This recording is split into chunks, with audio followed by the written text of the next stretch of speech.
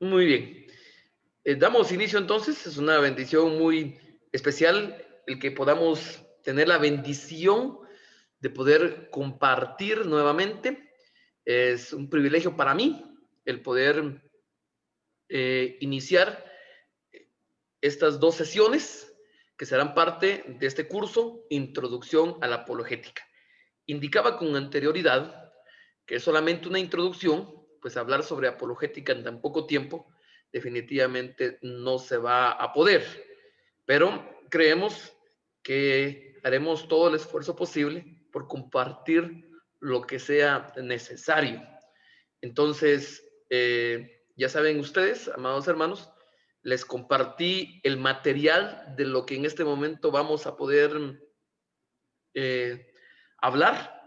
Eh, Prácticamente voy a dar un resumen del material que ya les di y al final, como siempre, les estaré dejando las diapositivas para que ustedes también tengan la oportunidad de poder ver lo que hoy hablamos. Así que si no le da tiempo a anotar todo, usted tranquilo porque tendrá las diapositivas después.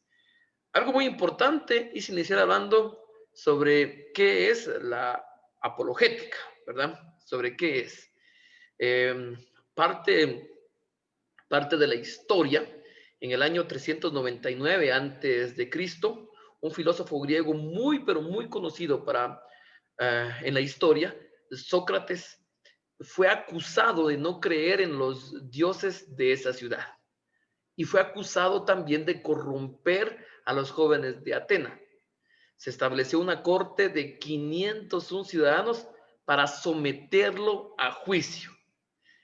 A diferencia de lo que sucede en la actualidad, eh, la decisión no la tomó un juez, sino que la decisión la tomó el pueblo. Fue encontrado culpable y entonces se solicitó pena de muerte para este hombre Sócrates. Hubieron dificultades, hubieron alegatos, pero al final de todo decidieron que Sócrates fuera enviado a prisión y así aguardar por un tiempo su ejecución. Eh, Sócrates se suicidó, por decirlo de esa manera, tomó un líquido y murió. Él tenía 70 años de edad. Sócrates fue mentor de otro filósofo muy conocido llamado Platón, ¿sí? Al parecer, Platón también estuvo en el juicio y él relató el discurso final que tuvo Sócrates. Ese discurso que dio Platón, en el cual él estuvo comentando la defensa que tuvo Sócrates, fue conocido como apología. Apología. Sócrates afirmó que lo que hacía era defenderse a sí mismo ante falsas acusaciones y estuvo respondiendo a los cargos que se le estaban dando y la acusación que se le da. Y repito otra vez, eso se le conoció como apología. El apóstol Pedro llama a todos los cristianos a estar preparados para presentar defensa de la esperanza que hay en ellos. Primera de Pedro, capítulo 3 y versículo 15 nos habla sobre eso. La palabra que se utiliza para defensa es la misma palabra griega apología que en su momento había utilizado Sócrates. ¿Sí? La palabra apología significa un discurso en defensa o una respuesta. Como lo conocemos ahora, es apologética. Un apologista cristiano es alguien que está preparado para defender el mensaje contra la crítica y contra la distorsión del evangelio. Y asimismo está preparado para brindar pruebas de lo que nosotros los cristianos creemos. Eso es lo que hace un apologista. Una persona que está dedicada entonces a la apologética bíblica o a la apologética cristiana es un defensor de la fe. Eso es lo que entonces nosotros conocemos como apologistas cristianos. En el Nuevo Testamento se presenta el término de apología en varios lugares y se presenta como defensa del evangelio. Por ejemplo, si usted puede tener su Biblia ahí a la mano y quiere buscarla rápidamente, o si no, pues solo lo puede anotar y lo puede realizar después, o cuando tenga usted las diapositivas también lo puede hacer. Se va a dar cuenta que el apóstol Pablo en Hechos 22:1 pidió que le permitieran exponer su defensa sobre el evangelio que predicaba. Y nuevamente, si llegamos al idioma original, al griego en que se está escribiendo, esa misma defensa que él está pidiendo es esta misma palabra, la apologética. Pablo también empleó el término apología en el discurso que tuvo ante Festo y Agripa, donde él dijo en Hechos capítulos 26, versículo 2, que haya de defenderme hoy delante de ti de todas las cosas que soy acusado por los judíos. La misma palabra. Cuando ellos intentaban defenderse de las mentiras, de los ataques, de la distorsión, de las falsas acusaciones, cuando pedían defensa, estaban utilizando este término, la apología. En Filipenses capítulo 1, versículo 16, también Pablo le dice a los filipenses que él había sido designado por Dios para la defensa del evangelio. El mismo término de defensa es utilizado acá también, el que significa para nosotros apología. También Pedro exhorta a todos los cristianos a estar siempre preparados para presentar defensa con mansedumbre y reverencia ante todo el que demanda razón de la esperanza que hay en vosotros.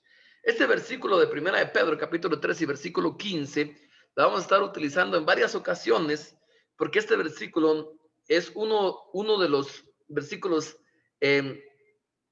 lemas, uno de los versículos lemas en la apologética. Pedro dice, siempre preparados para presentar defensa, siempre preparados. Y cuando dice defensa, está utilizando nuevamente el término apologética en el original griego. Siempre preparados para presentar defensa con mansedumbre y reverencia ante todo el que demande razón de la esperanza que hay en vosotros. Hay un mandato y es que siempre nosotros debemos estar preparados para poder defender el evangelio, pero defenderlo con fundamento, defenderlo con razón. Esto es la apologética. Este es el significado de la apologética. Podemos apreciar que la apologética tiene dos fuerzas de presión, tiene dos vías. Primero, para los extraños. Explica la base de la fe cristiana. ¿A quiénes? A aquellos que preguntan y a los críticos que buscan romper cualquier barrera que impida que nuestra fe se pueda extender.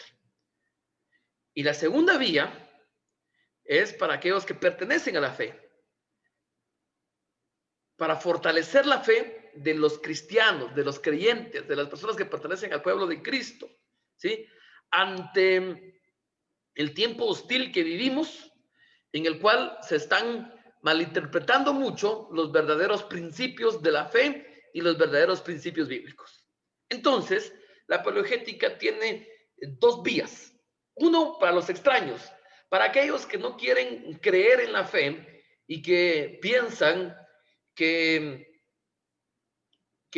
lo que nosotros creemos es solamente cuestión cultural, cuestión de tradición, pero también para aquellos mismos cristianos que nosotros deseamos fortalecer su fe ante las dificultades hostiles que estamos viviendo en este tiempo, ante las dificultades que estamos teniendo en este momento.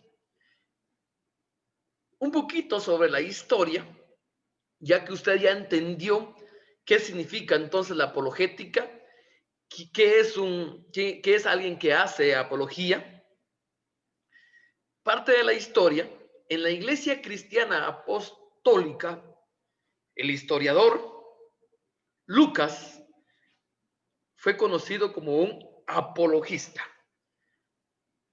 tanto por lo que escribió en el Evangelio de Lucas y también por todo lo que escribió en el libro de los Hechos. Lucas fue alguien que defendió la fe increíblemente, de manera especial y maravillosa. También el apóstol Pablo es uno de los más prolíferos de todos los escritores del Nuevo Testamento. Pero no solo existieron ellos. Al avanzar el tiempo en la iglesia primitiva, tenemos a personas como Justino Mártir, que vivió entre el año 100 y 165 después de Cristo, que fue alguien que defendió la fe increíblemente. Irineo, Tertuliano, Jerónimo. Durante la Edad Media también existen personas como Tomás de Aquino, que también es alguien muy conocido, y quien presentó también 5 argumentos para la existencia de Dios. En los siglos 19 y 20 también se levantó un número increíble de apologistas, un número bastante grande que se levantó en este entonces.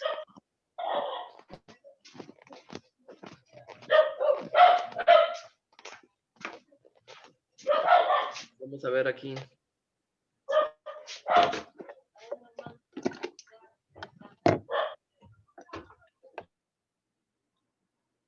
Ok. Para que siga ladrando el perrito ahí, no hay ningún problema porque apagamos los micrófonos. Muy bien. En los siglos XIX y también en los siglos XX, también se levantó un número muy fuerte de apologistas. Eruditos como William Ramsay, como William Henry Green, como Robert Wilson, quienes hablaron y presentaron argumentos y evidencias bastante reales sobre la veracidad de la Biblia. En el tiempo actual también hay contemporáneos, como por ejemplo tenemos a gente muy conocida para algunos que les gusta leer, como Lewis, como Francis Schaeffer, como Norman Heiler, como Josh McDowell, que todavía hay muchos libros en la actualidad. Uno de los más conocidos, tal vez, hay muchas conferencias en las que él ha debatido en muchas universidades donde existe mucha gente atea, es Rabí Zacarías, que hace un par de meses por ahí falleció, pero dejó un legado bastante importante defendiendo la fe en las universidades más ateas que pudieran existir. También tenemos a Sproul, Alberto Moller, entre muchos otros. En toda la historia han existido personas que se han dedicado a la apologética de manera muy entregada, de manera muy seria. Ya que entendimos entonces sobre qué es la apologética, ya que entendimos un poquito sobre la historia y también hemos comprendido que han habido bastantes personas que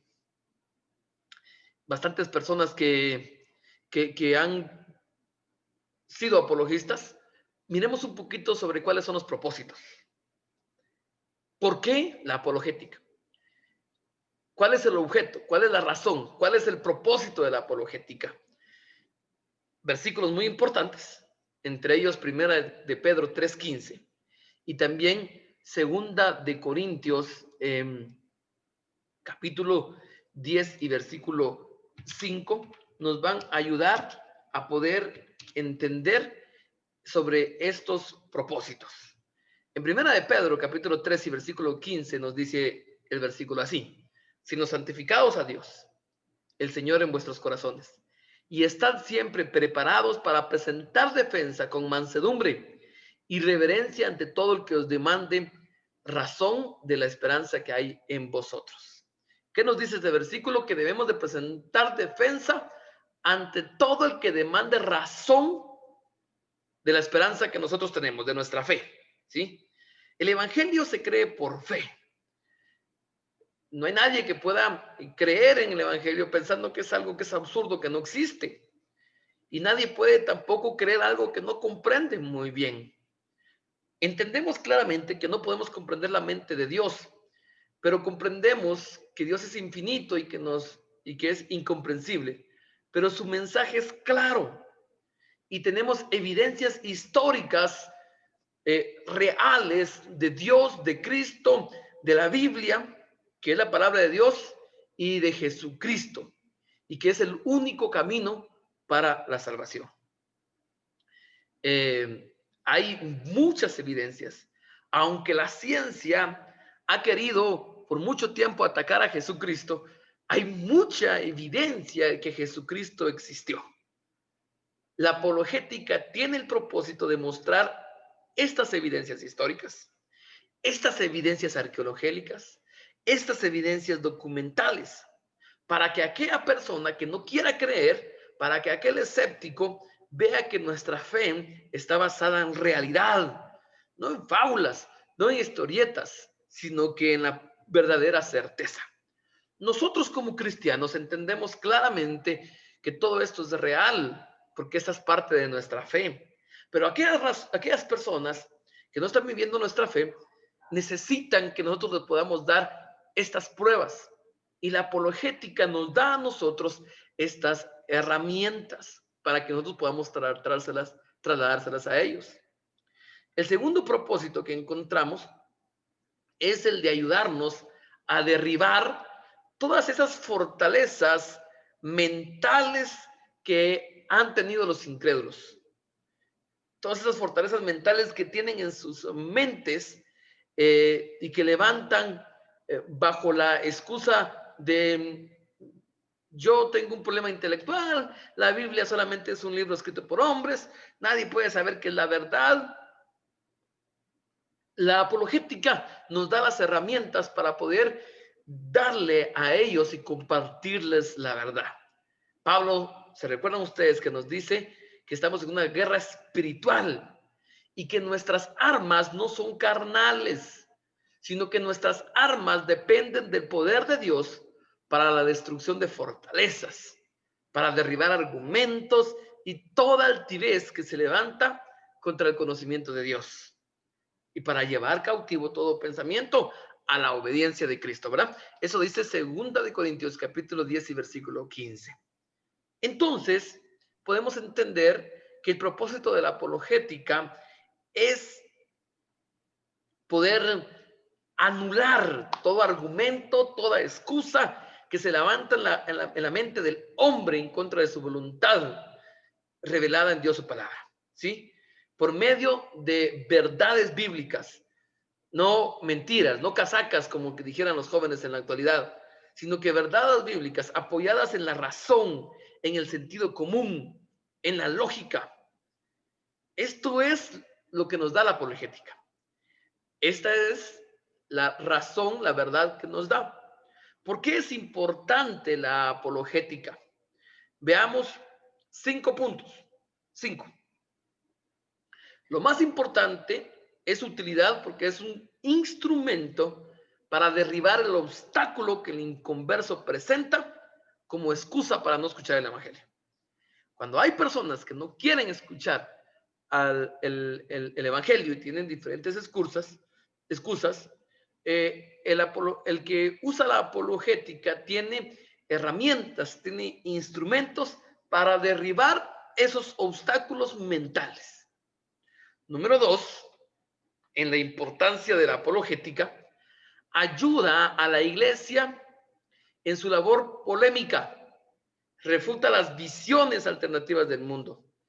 Estamos en un tiempo muy difícil, un tiempo de secularismo, en el que hay gente que cree en cosas raras como el naturalismo, en el que piensa que se le debe devoción a la naturaleza, y la apologética ayuda a la iglesia en esta labor, en esta defensa.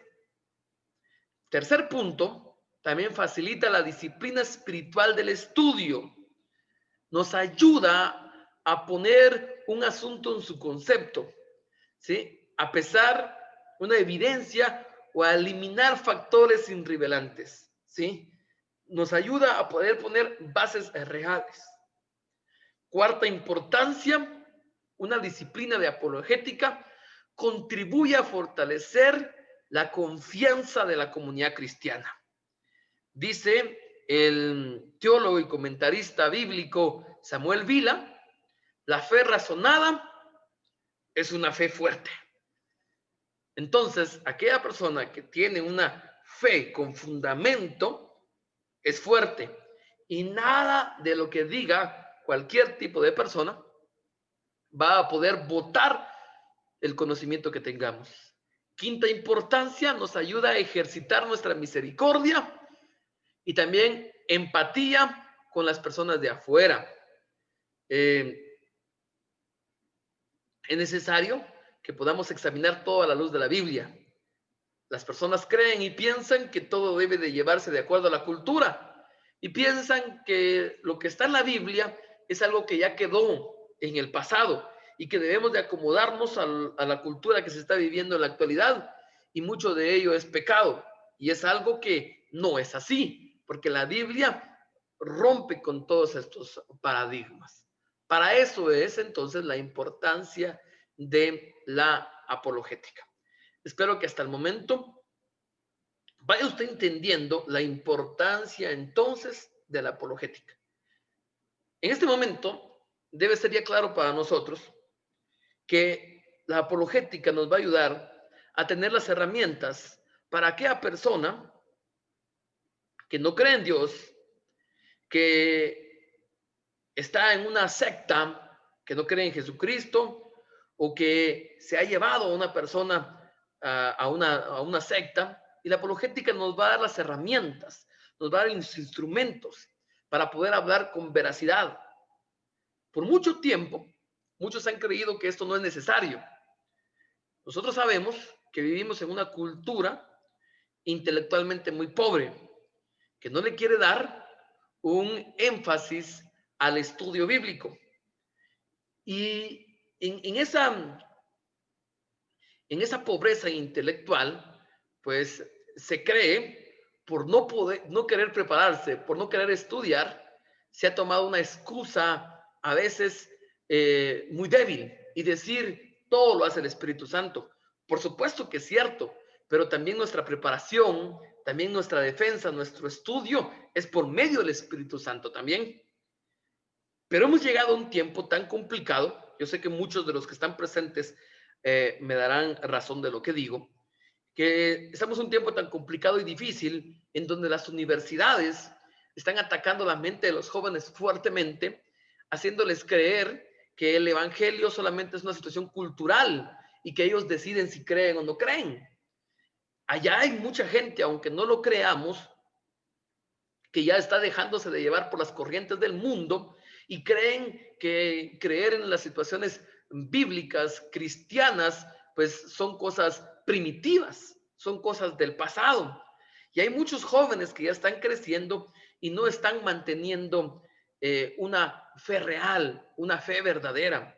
Si nosotros los cristianos, nosotros los ministros, todavía le huimos a la preparación, todavía le huimos al estudio, va a llegar un momento en que no vamos a nosotros a poder ir en contra de esa corriente que está existiendo, y muchos jóvenes van a poder seguir distorsionando su mente porque no hay apologistas, no hay gente que quiera defender el evangelio. ¿Sabe usted la debilidad que tiene la iglesia cristiana en Europa, por ejemplo? Europa, el país donde inició el cristianismo, Europa donde inició el protestantismo, en Alemania, en Inglaterra y en esos grandes países, hay una debilidad terrible de la cristiandad. Yo escuchaba hace un tiempo que hay un país pequeño de Europa que orgullosamente ya se declaró 100% ateo. 100% ateo. Y así, hay una debilidad muy fuerte. Europa ya no es aquel país que en su momento enviaba misioneros por todos lados. ¿Por qué? Porque ya hay muchas corrientes de ideologías que hacen creer que la cristiandad solo es parte de una cultura, que la cristiandad solo es parte de la historia y es algo primitivo y que la gente puede creer lo que él quiera. Es aquí entonces donde debemos de surgir apologetas, gente que quiera defender el evangelio. Pero para poder defenderla es necesario que podamos tener nosotros argumentos, que podamos poder ir en contra esos pensamientos razonables que supuestamente tienen los jóvenes universitarios que no están creyendo en Dios. Hace unos días escuché yo un testimonio muy bonito. Acabo de conocer a un hermano que está en este momento de descanso en Guatemala, pero está haciendo misiones en Rusia. En Rusia, un país donde hay muchos ateos y mucha gente musulmana. El hermano está iniciando su proceso de misiones, entonces está aprendiendo ruso en una academia. El evangelismo que él realiza, como no hay mucho, hay prohibición de predicar en la calle, hay prohibición de poder ir y evangelizar. Entonces lo que hace el hermano es hacerse amigo de personas y poder compartir el evangelio. Conoció a un musulmán en la academia en donde él está aprendiendo ruso, y como es musulmán, se puso a aprender un poquito la Torá, el Corán, que es el libro sagrado de los musulmanes. Y sabiendo un poquito, comenzó a hablar sobre el Corán, y este joven musulmán le pareció interesante que un hispano que no habla árabe supiera el Corán, y comenzaron a poder compartir un poquito sobre ideas. Poco a poco él se lo iba ganando, hasta que llegó un momento muy importante, nos contaba él, un momento en el cual él le dice, el misionero le dice al musulmán: ustedes oran muchas veces al día. Yo quiero preguntarte algo, le dice. ¿Tú estás seguro que Dios te escucha? Y el musulmán contesta: yo no sé. ¿Cómo voy a saber? Él es Dios. Y yo soy un simple mortal con pecados, con errores. ¿Y cómo voy a saber yo si Dios me escucha? ¿Cómo voy a saber yo si Él me puede escuchar? Y le dice el misionero: ¿sabes qué? Dios sí nos escucha. Y él le dice: ¿por qué nos va a escuchar? Y el misionero le dice: porque somos sus hijos. Y utilizando fundamentos bíblicos le habla. Algo que hizo que él cambiara en ese momento el pensamiento que tenía. Pero si él no tiene fundamentos, si él no conoce un poco de apologética, si él no conoce argumentos, que no iba a poder ir en contra de una persona con tanta razón. Y eso es lo que nos puede pasar a muchos de nosotros. A veces el cristiano le está huyendo mucho a la preparación, pero no se da cuenta que las sectas están creciendo grandemente en nuestro país. Y si nosotros no tenemos argumentos para ir en contra de aquella gente que se está yendo a las diferentes sectas, ellos van a ir ganando terreno. Ustedes saben que, por ejemplo, en el país de Guatemala, la iglesia musulmana está ganando bastante terreno. Ya están ganando mucho terreno, están creciendo bastante. Y si nosotros no surgimos como defensores de la fe para apoyar a aquella gente que se está yendo a esos lugares, entonces, ¿quiénes lo van a hacer? Esa es la labor entonces de la apologética. Para eso es que deben de existir apologistas, para que puedan utilizarlo. Hay algo muy importante en esto que estamos aprendiendo. La apologética es una herramienta que debe ser usada solo cuando se necesita. Solo cuando se necesita. ¿Sí? ¿A qué me refiero? Hay un error muy común. De pronto, y a ustedes le va a gustar, al escuchar la conferencia de esta noche, le va a gustar sobre la apologética, va a aprender, va a tomar los argumentos que vamos a dar, va a leer el material que le voy a dejar como tarea y va a seguir aprendiendo y se va a emocionar. Ojalá existan personas que les vaya a pasar eso. Pero que no vaya a suceder un error muy común que sucede en algunos que se vuelven apologistas. Que al aprender algunos de esos argumentos sobre temas apologéticos, quieren convertir todas sus conversaciones e incluso sus sermones en disertaciones apologéticas. Tenemos que tener cuidado con eso, porque la apologética solamente es una herramienta y solamente debe ser usada cuando se necesita. Tenemos que tener cuidado de no caer en la tentación de perder el precioso tiempo de atención de la audiencia, ¿sí? Y compartiéndoles temas que ellos ya conocen. Por ejemplo, vamos a aprender argumentos que nos van a ayudar a poder debatir con personas que no creen que la Biblia es palabra de Dios. Vamos a aprender argumentos que nos van a ayudar a debatir en aquellas personas que dicen, si Dios existe, ¿por qué hay tanto mal? ¿Por qué hay tanta maldad? Vamos a aprender argumentos que nos van a ayudar a debatir con ese tipo de personas. Pero estas herramientas, estos instrumentos deben ser utilizados solamente cuando se necesita. A veces no es necesario que se lo comportamos a las personas que pertenecen a nuestra iglesia, que tal vez ellos no tienen ningún problema con eso y ellos entienden claramente que Dios es un Dios soberano y no hay ningún problema en poder compartirlo. Entonces, es necesario que podamos entender que la apologética solamente es una herramienta que debe ser utilizada cuando se necesita, solamente cuando se necesita, ¿sí? Veamos cómo podemos utilizar la apologética de manera eficaz, ¿sí? De la mejor manera. Veamos 4 puntos. Siempre emplear la apologética como lo que es, una herramienta y no un sustituto del evangelio, ¿sí? Es una herramienta y no un sustituto del evangelio. Otra, ¿cómo podemos utilizar la apologética de manera eficaz? Segundo, es necesario que dependamos del Espíritu Santo y no del impulso de hacerlo a nuestra propia fuerza. Repito, puede ser que a algunos les vaya a gustar la apologética. Aprendan los argumentos que vamos a dar en esta clase, en las lecturas que yo le voy a dejar, y tal vez se va a motivar a poder leer tal vez un poquito de más material y libros, y le va a gustar mucho, pero debe tener cuidado, ¿sí? De no utilizarlo a la fuerza en un momento donde no tiene que hacerlo, sino que debe de depender del Espíritu Santo para utilizarlo en el momento correcto. Tercer manera eficaz de utilizar la apologética. Debatir y presentar nuestra defensa con honestidad y con convicción, pero también con humildad y cuidarnos de no pelear y no hacer las cosas con orgullo, aun cuando nosotros podamos aprender muchos argumentos apologéticos. Y cuarta manera eficaz en la que podemos utilizar la apologética, debemos de entrenar nuestra mente para aprovechar las oportunidades de presentar la fe, como dice 1 Pedro 3:15, que ya leímos en varias ocasiones.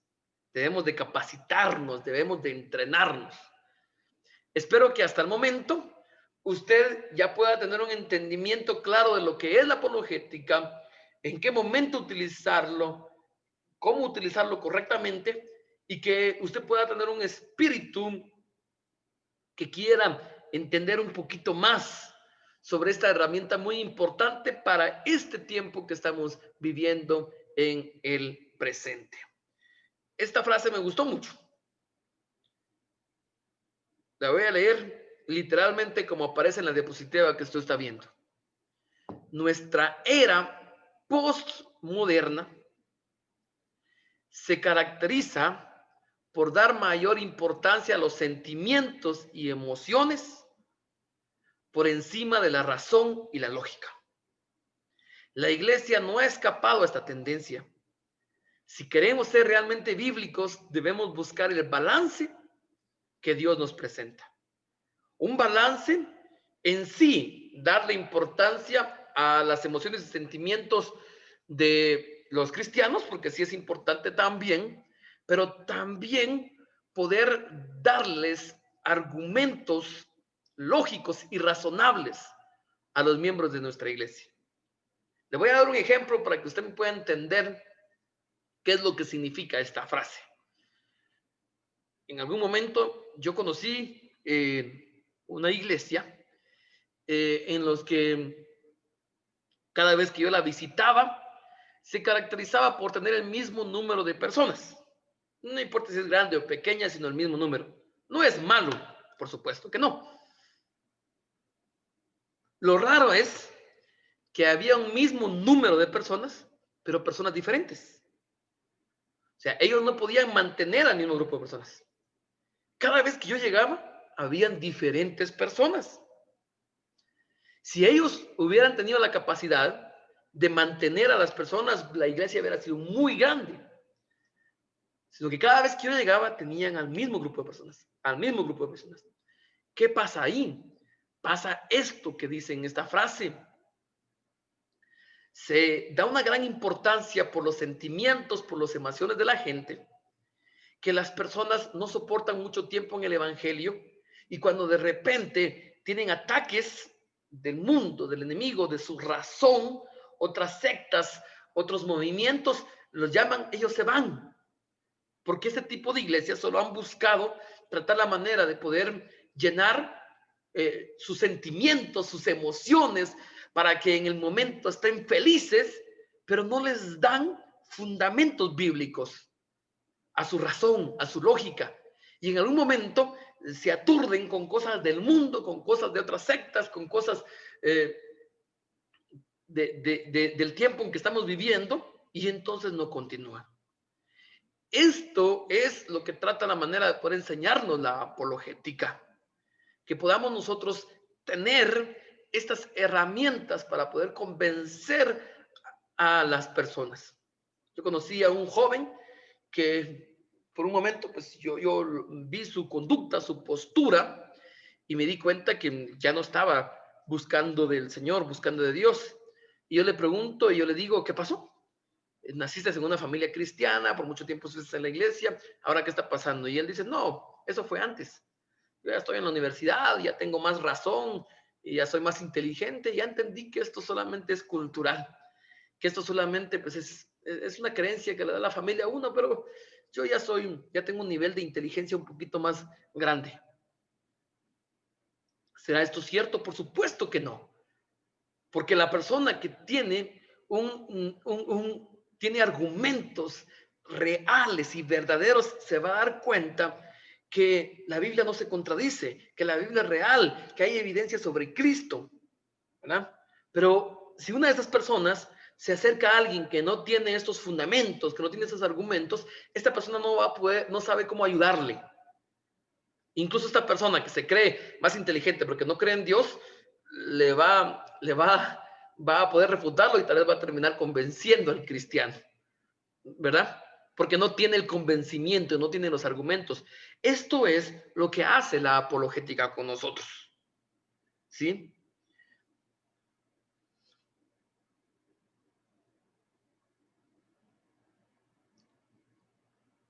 Por supuesto que sí hay necesidad de responder a todos. Si alguien tuvo la oportunidad de leer el material que les dejé en el grupo, o lo tiene ahí a la mano y está conmigo, hay una pequeña historia cuando llegamos a este tema, la necesidad de responder a todos. Y esta pequeña historia habla de un pastor que va manejando su vehículo con un joven a la par, dos vidas completamente diferentes. El pastor que tiene un buen ministerio, con gente que cree en Dios, con gente muy cristiana, pero un muchacho en el que no vivió en una familia con mucho fundamento bíblico, mucho fundamento cristiano, y se está encontrando en la universidad con gente que está debatiéndole todo, que está criticándole todo, y el muchacho está en un planteamiento en el cual está luchando por encontrar muchos argumentos para poder dárselos a todos estos jóvenes que están en la universidad. Mientras que el pastor va manejando el vehículo y dice la historia que va girando a, a la derecha, el joven va callado y escucha que el pastor dice lo siguiente: todos esos argumentos en pro de la existencia de Dios, dice el pastor, y las pruebas de resurrección son interesantes y sé que tienen su importancia, dice el pastor, pero nunca los he necesitado. Y mira al joven que va ahí y dando la vuelta. El joven por un momento permanece callado y está impresionado por lo que acaba de escuchar. El pastor sigue manejando y dice lo siguiente: la gente a la que yo le predico el evangelio no pregunta estas cosas. Realmente no les interesa si es verdad o no es verdad. Ellos creen en Cristo y pues no es suficiente. Al final, el joven de frente abruptamente levanta su voz y dice: ¿en serio? Todas estas preguntas me las viven haciendo a mí. El joven proveía una familia que de cristiana solo tenía el nombre y no habían aprendido muchos fundamentos muy bíblicos y reales, y la religión muchas veces había sido ridiculizada, y a cada rato le vivían preguntando y planteando diferentes cosas. Puede ser también que algunos de los que están presentes ahora pueden pensar lo mismo que el pastor y puedan decir, pues yo no necesito defender el evangelio. Toda la gente donde yo vivo, la gente de mi iglesia, pues cree en Dios y no necesito darles pruebas, darles argumentos. Pero, ¿sabe qué? Hay momentos, hay lugares donde puede ser que nos encontremos a personas que sí van a necesitar que nosotros defendamos el evangelio, y vamos a tener que utilizar el versículo de Pedro que leímos hace un tiempo, en el cual debemos estar preparados para defender el evangelio. Y si nosotros no estamos preparados, no tenemos las herramientas, no tenemos los argumentos, no vamos a poder darle nuestra razón a ese tipo de personas. A veces, antes que podamos hablar del evangelio, tenemos que allanar un poquito el camino, eliminar un poquito de obstáculos mentales y responder a ciertas preguntas que impiden que ciertas personas acepten a Dios. ¿Sí? Hay personas en las cuales nosotros evangelizamos, les decimos, Dios te ama, Dios quiere ayudarte, y la persona se abre y encuentra a Cristo. Pero hay momentos que hay personas que necesitan pre-evangelización, necesitan un poquito de argumentos a su razón para que ellos puedan entender de qué Dios le estamos hablando, de por qué la Biblia es palabra de Dios, por qué existe el mal y ciertas cosas que ellos tienen como duda. Esto es pre-evangelización. La evangelización y la pre-evangelización son ministerios distintos. Sabemos que la Biblia nos dice que evangelicemos, pero una pregunta muy importante para nosotros. Sí, la Biblia nos dice que evangelicemos. Pero, ¿qué ocurre con la pre-evangelización? ¿Es solamente para unos pocos inteligentes, dotados, o lo deberíamos de hacer todos? ¿Tenemos en realidad que responder a toda persona? Hay tres razones sencillas que nos explican por qué necesitamos involucrarnos también en la pre-evangelización y poder hablarle a aquellas personas que tal vez tienen muchos argumentos en su cabeza y que van en contra de muchas situaciones de razón. Vayamos a ver un poquito sobre eso. Primero, los inconversos plantean buenas preguntas. La gente que no cree en Cristo plantea buenas preguntas. Las objeciones que muchos de ellos, que muchos inconversos hacen, no son muchas veces ilógicas para ellos, sino que se enfocan muchas veces directamente en el corazón de la fe cristiana y desafían sus propios fundamentos. Por ejemplo, preguntas como estas: si Dios no puede controlar el mal, ¿es en realidad digno de que la adoremos? Si tales objeciones no tienen respuesta, entonces ¿en qué estamos creyendo nosotros? Estas preguntas sí tienen una buena respuesta. Yo le pregunto a usted en este momento, si viene una persona con intelectualidad y le pregunta, ¿por qué Dios no puede controlar el mal? ¿Cómo es que usted va a responder? A veces los cristianos, pues sencillamente respondemos con preguntas como, Dios tiene el control y nosotros no podemos ir nada en contra de lo que él piensa. Pero a veces este tipo de personas que han estado peleando en contra de la fe necesitan respuestas con más razón, con más lógica.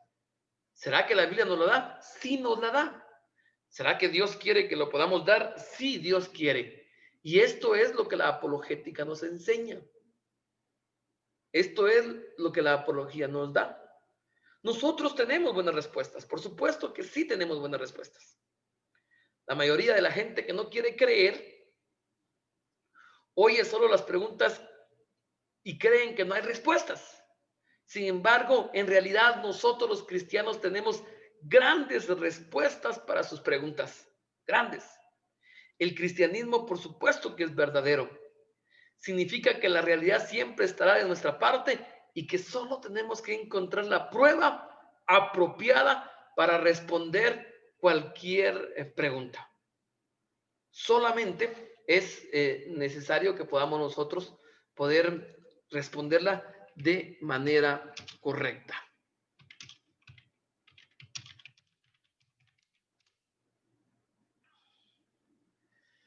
Dios, por supuesto, nos dice que les contestemos. Dios quiere que nosotros podamos contestarles. Esta es la razón más importante. Dios nos ha ordenado hacerlo. Ya hemos leído 1 Pedro 3:15, en el cual dice: santificad a Dios en el Señor vuestros corazones y estar siempre preparados para presentar defensa con mansedumbre y reverencia ante todo el que os demanda razón de la esperanza que hay en vosotros. Por supuesto que debemos nosotros de estar preparados, listos para poder nosotros responderle. Puede ser que nunca nos crucemos con alguien que formule preguntas difíciles acerca de nuestra fe, pero de todos modos debemos estar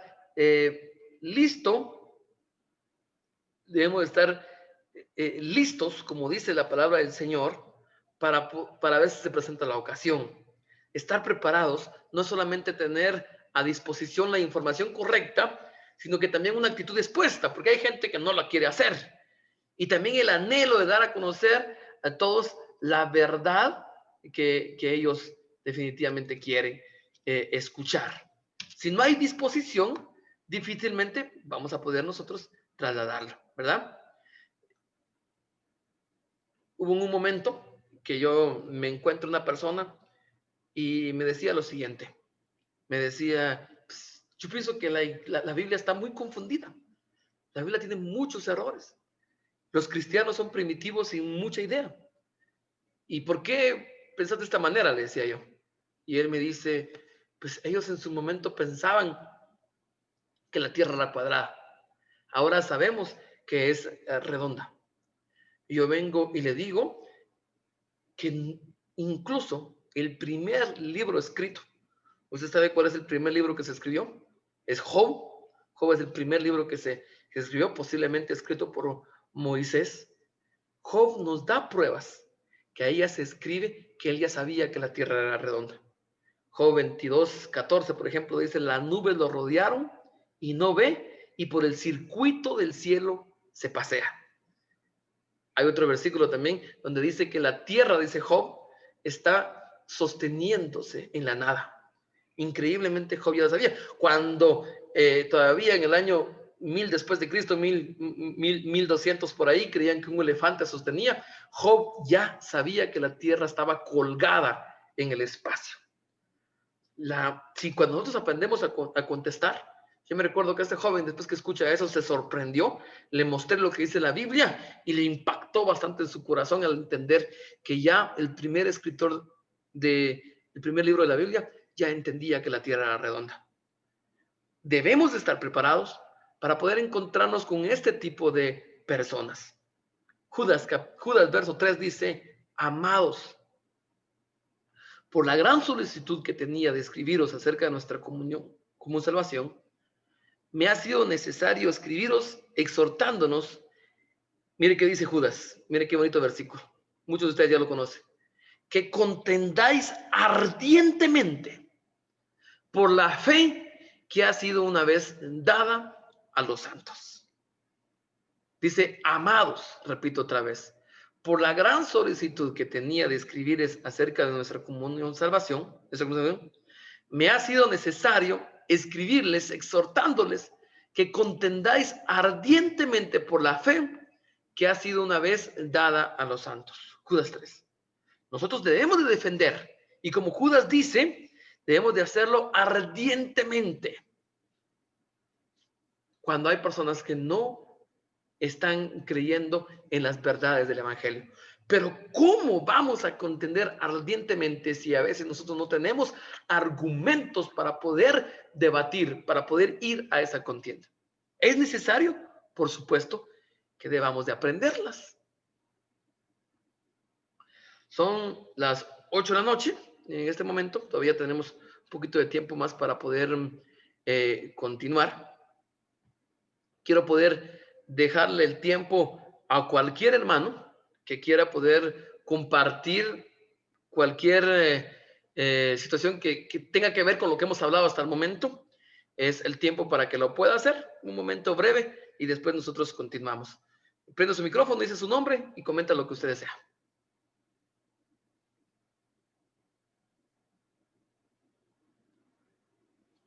Comentario o pregunta, lo que desea, hermano. No tenga pena. Quiero dejar el tiempo ahí si alguien lo quiere hacer. Ahí está. Buenas noches. Buenas noches. Se escucha un poquito cortado, hermano. Buenas noches. Ahora sí, hermano. Buenas noches. Un gusto saludarles y gracias por este desafío a través de este curso. Creo que nosotros como cristianos tenemos un problema. El problema es que muchas veces no testificamos de Cristo porque no sabemos qué decir. Y entonces pensamos que, como usted dijo hace rato, de repente yo voy a decir algo en la Biblia y mi oyente sabe más, o como él tiene, porque hay gente que ha leído la Biblia, y si yo no estoy preparado, fácilmente él va a tener su propio argumento por qué venera esto, por qué celebra esto y lo otro. Entonces, muchos de nosotros...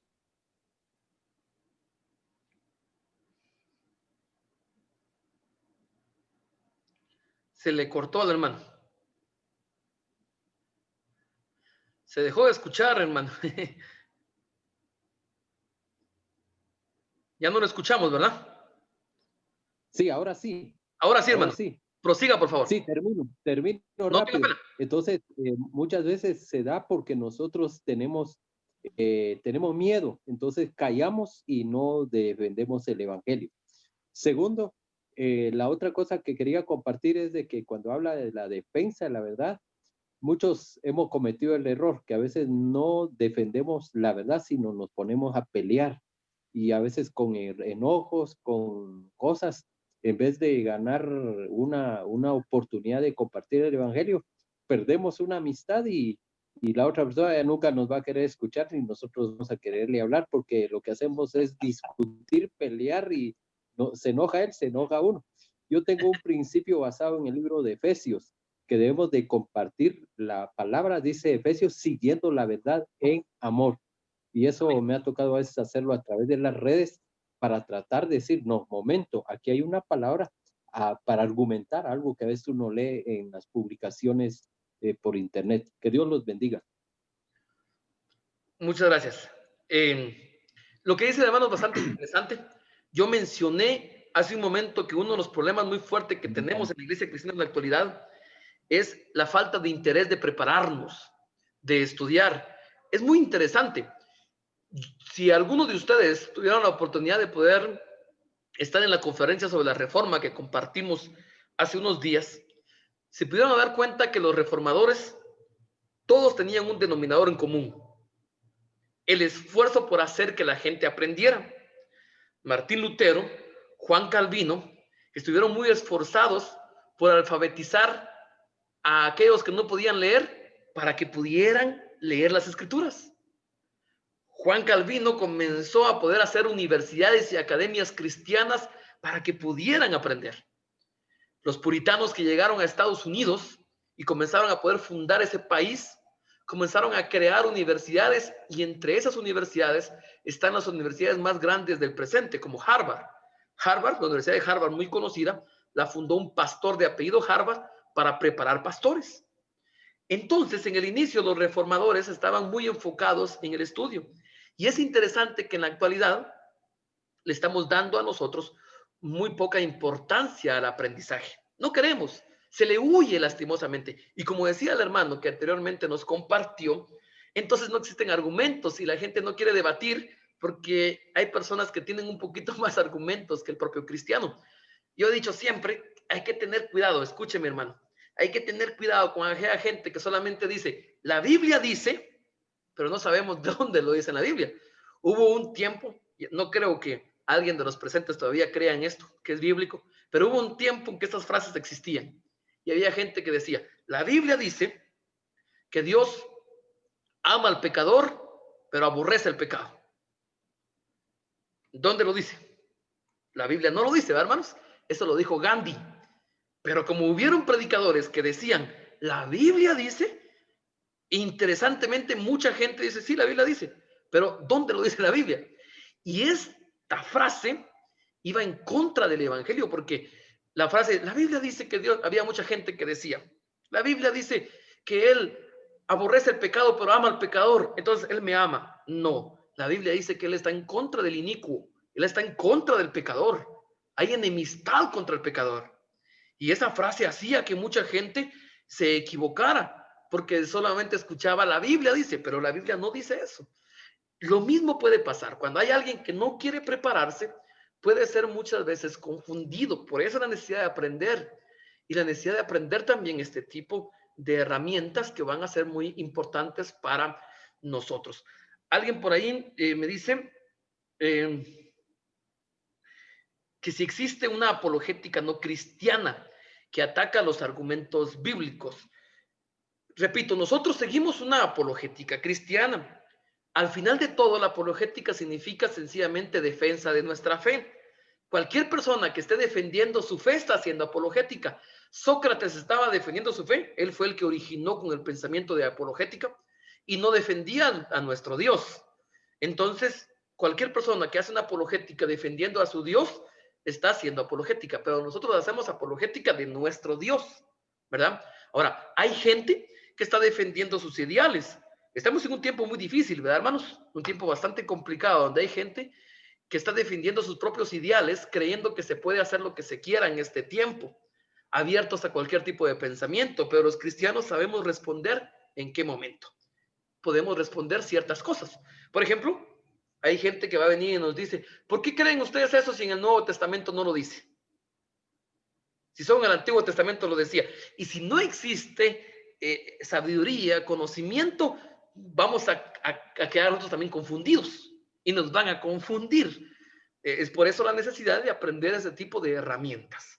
Antes de poder avanzar, hermanos, si alguien más quiere compartir algo, con gusto lo puede hacer.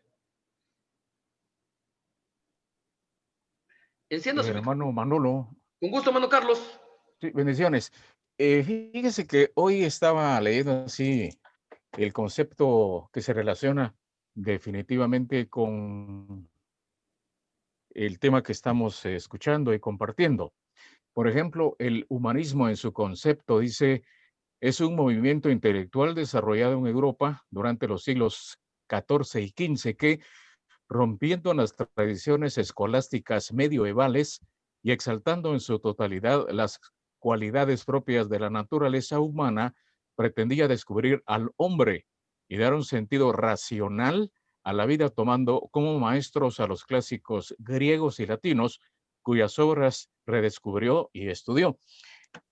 Entonces, en relación a este tema, hay que tener mucho cuidado con las bondades que nos ofrece el Internet, porque hay mucha información, es un cúmulo de informaciones, es prácticamente una lluvia de ideas y de teorías en las cuales pues tenemos también la oportunidad de tomar lo bueno, pero desechar lo malo.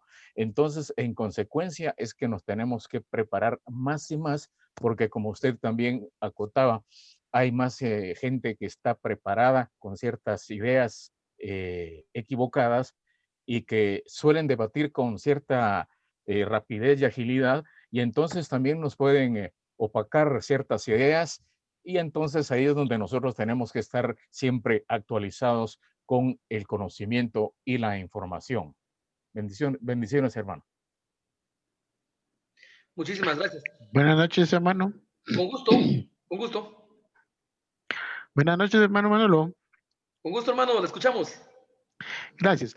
Y solamente quería hacer un comentario, hermano, en relación a lo que a lo que se está hablando, es bien importante también tomar en cuenta de que nosotros como el cuerpo de Cristo o la iglesia o las autoridades también que ministran deben de tomar en cuenta que la iglesia ha cambiado también su forma y sus mecanismos de cómo también darle tal vez no la libertad, sino que muchos cristianos a veces no nos preocupamos aparte de que somos una cultura que es muy poca para leer y es muy poca para prepararse, pero a partir de del año 2000 empezó a revolucionar, como decían, las redes sociales, donde hay de alguna manera mucha información que es una lluvia de información a la cual no estamos preparados.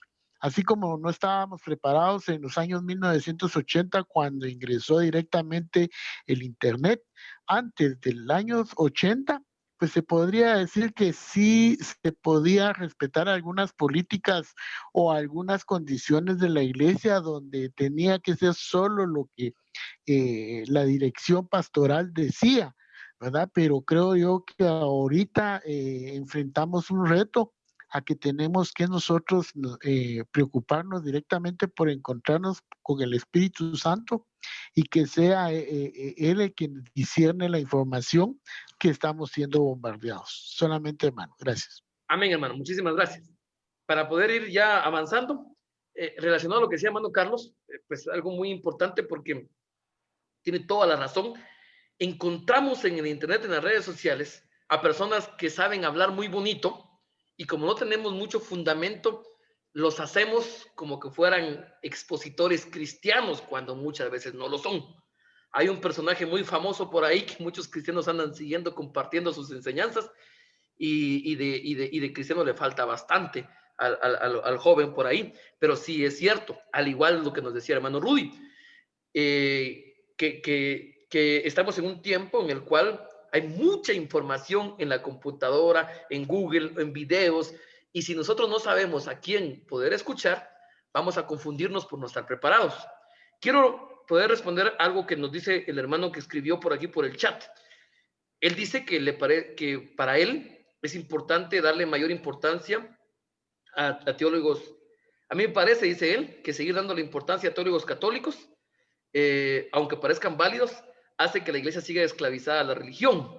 Ahora, es interesante lo que él dice, pero solamente quiero dar un dato y tiene que ver con lo que estábamos hablando. El problema es que hay muy poca literatura teológica evangélica. La mayor parte de teología, de historia y de estos fundamentos profundos no son evangélicos. ¿Y por qué se da? Porque el evangélico no quiere prepararse. Es interesante encontrar mucho libro, pero muchos de ellos abundan de testimonios y de cosas un poquito superficiales, pero muy profundos no lo hay. El hermano tiene razón en su comentario, pero lastimosamente hay muy poco por la poca preparación. Esto es lo que nosotros queremos hacer al realizar este tipo de actividades, motivarles a que podamos nosotros seguir preparándonos para poder seguir aprendiendo. Yo les invito, voy a volver a seguir con lo que estábamos realizando, con la clase que teníamos. Yo les decía al principio, he motivado yo a los hermanos, a que hagan sus tareas y yo les he dicho que aquellos que van a solicitar sus diplomados están obligados a hacer la tarea y muchos me lo envían. Pero yo les decía que en este momento sí motivo a todos, aunque no soliciten su diplomado, a que hagan la tarea porque este curso solamente es introducción. Y las tareas nos van a ayudar a poder obtener un poquito más herramientas que no vamos a poder dar en esas 2 sesiones. Y por eso les invito a que sí la hagan. Por favor, son las 8:12, unos de 10 a 15 minutos más comparto y después les hablo sobre la tarea, porque si no la hacen, la clase se va a quedar muy minimizada. Entonces es importante que me presten atención a poder realizar la tarea. ¿Oyeron? Les invito entonces a que por favor se esperen hasta que les pueda decir para que realmente la clase pueda dar sus frutos, ¿verdad? Continúo. Hay algunas preguntas sobre la Biblia. La Biblia es multifacética. Algunos la estudian como literatura, algunos la estudian como una serie de historias, expresiones poéticas, pero nosotros sabemos que es la historia acerca del comienzo del crecimiento del pueblo de Dios, pero sabemos que en esencia, sabemos que la palabra de Dios, que es palabra de Dios y que es una carta de amor de Dios para nosotros. Ahora, nosotros lo sabemos. No hay nada que a nosotros los cristianos nos mueva de nuestra fe de saber que la Biblia es palabra de Dios. Yo estoy seguro que usted lo sabe. Y si alguien de repente tiene dudas, tiene que tener comunión con Dios y tratar la manera de mejorar su fe. Pero estoy seguro que todos lo entendemos. Ahora, ¿qué pasa con aquellas personas que tienen dudas? Aprendamos un poquito sobre alguna de esas preguntas. ¿Es realmente la Biblia una revelación de Dios? ¿Cómo sabemos que la Biblia proviene de Dios? Hay algo muy sencillo que usted puede saber cuando alguien le hace una pregunta como esta. La Biblia viene de Dios por una razón muy sencilla. Jesús nos lo dijo. Es en su autoridad como el Dios del universo que basamos nuestra certeza de que la Biblia es la palabra de Dios. Jesús confirmó la autoridad del Antiguo Testamento en su doctrina y también él prometió un Nuevo Testamento autorizado por medio de sus discípulos. El Hijo de Dios nos asegura que la Biblia es la palabra de Dios. Yo quería hacer este ejercicio con ustedes, pero por el tiempo no lo vamos a poder hacer. Si usted descarga las diapositivas, por favor, hágalo. Y si no, mientras que yo estoy hablando, con su cuadernito y lapicero, por favor, apunte los versículos que están ahí, porque yo quiero que después usted los pueda leer. Jesús confirmó la autoridad del Antiguo Testamento. Él lo confirmó. Él habló de todo el Antiguo Testamento. Podemos ver ejemplos como Mateo 22, 29. Él habló incluso de sus divisiones centrales en Lucas 16, 16. Él habló de los libros individuales. Ejemplos como Mateo 22, 43, Mateo 24, 24, 15. Él habló de algunos sucesos. Podemos encontrarlo también en Lucas 17, 27. Y también hasta de sus cartas y partes de ello. Mateo 5, 18. Él tenía una autoridad divina y llamó palabra de Dios a las escrituras, Juan 10, 35. Él manifestó que fueron escritas por hombres movidos por el Espíritu. Cuando él dijo, el mismo David dijo por el Espíritu Santo. Y al referirse a esos acontecimientos, que también habló el profeta Daniel. ¿Por qué nosotros sabemos que la Biblia es palabra de Dios? Porque Jesucristo nos lo confirmó. Él confirmó la autoridad del Antiguo Testamento.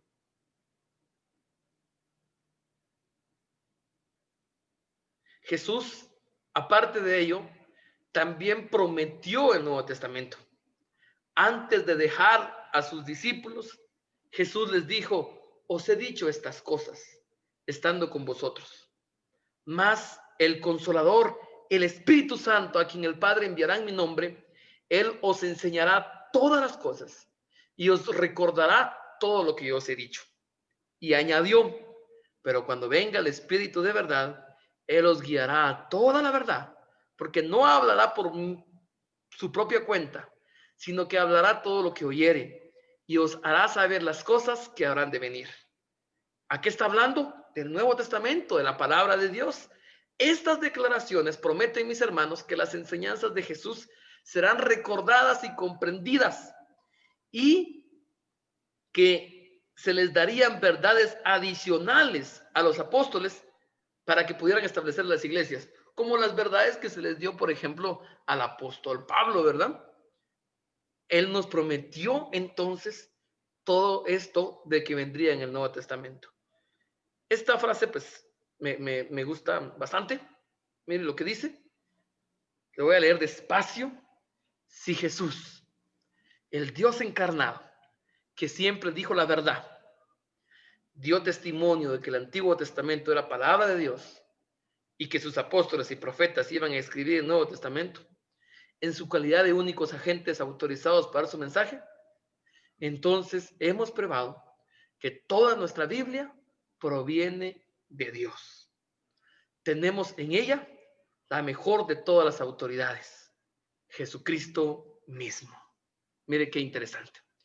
Ya saben que al final dejaré estas diapositivas para que usted las pueda poder seguir viendo y para que usted pueda